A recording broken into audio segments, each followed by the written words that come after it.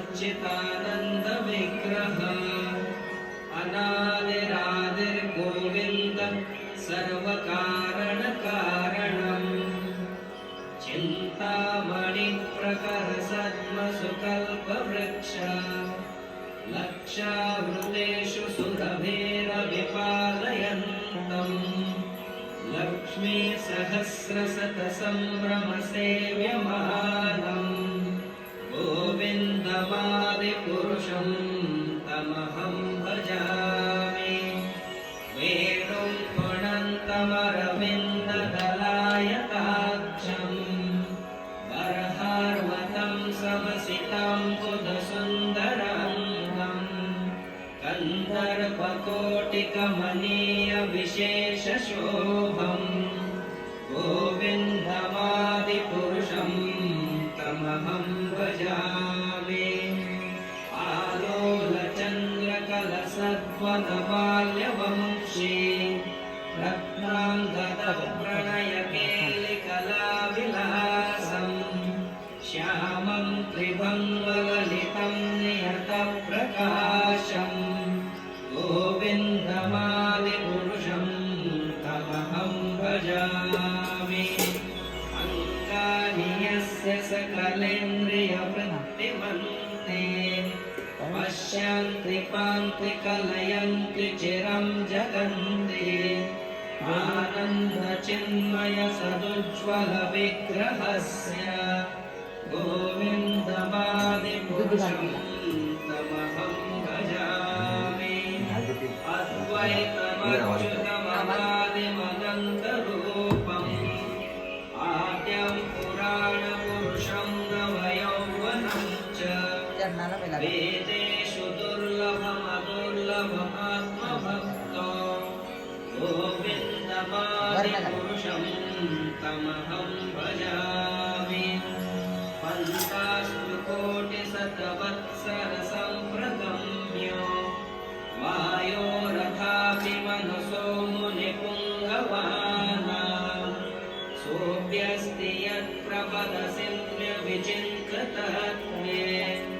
गोविन्दमादिपुरुषं तमहं भजामि एकोऽप्यसो रचयितुं जगदण्डकोटिं यच्चक्षिरस्ति जगदण्डचयायन्ताः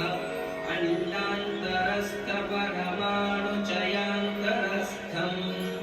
गोविन्दमादिपुरुषं तमहं भजामि यद्भावभावितधियो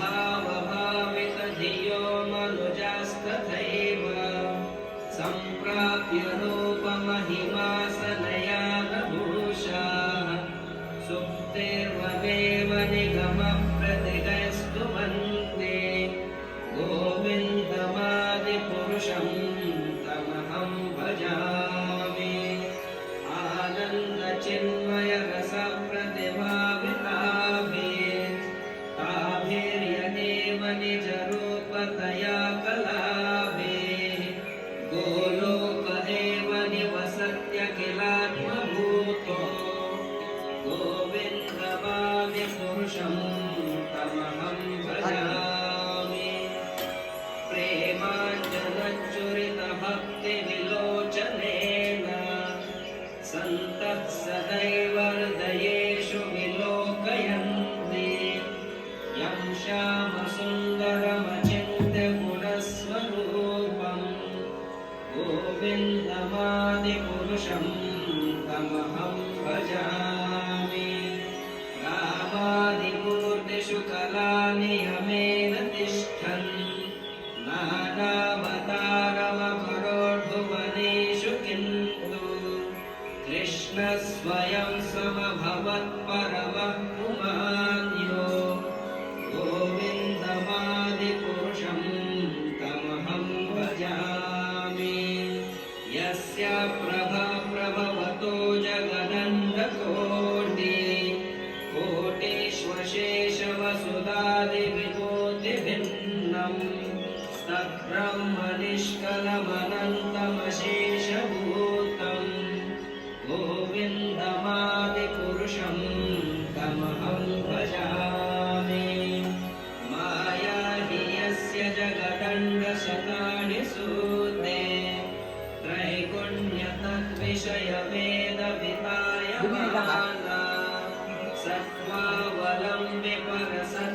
विशुद्धसत्त्वम्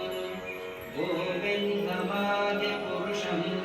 तमहं भजामि आनन्दचिन्मयरसात्मतया मनःसु यः प्राणिनां प्रतिफलं स्मरतामुपेत्य लीलायितेन भुवनानि जयत्यजस्रम् गोविन्दमादिपुरुषं तमहं भजामि गोलोकनाम्नि निजधाम्नि तले च तस्य देवी महेश हरिधाम श्रुतेषु तेषु ते ते प्रभावनिचया विहिताश्च येन गोविन्दमादिपुरुषं तमहं भजामि सृष्टिस्थितिप्रलयसाधनशक्तिरेका छायेव यस्य भुवनानि विभर्ति दुर्गा इच्छानरूपमपि यस्य च चेष्टते सा गोविन्दमादिपुरुषं तमहं भजामि क्षीरं यथा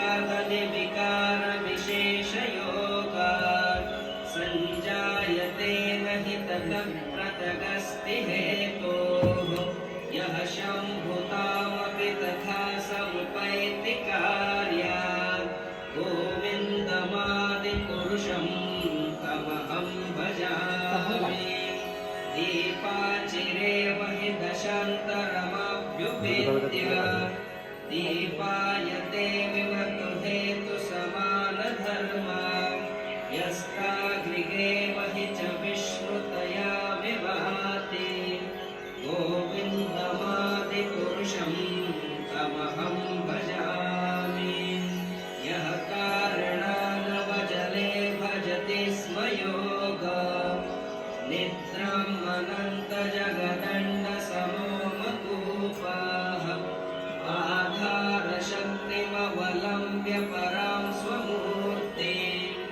गोविन्दमादिपुरुषं